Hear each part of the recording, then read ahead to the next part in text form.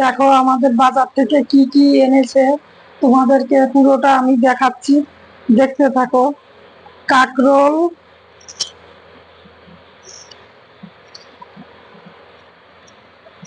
কাকরোল, চিচিঙ্গা,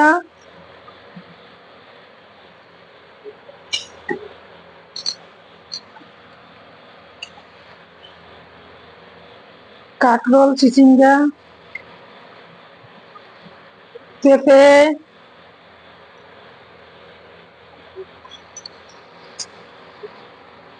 ভেন্ডি।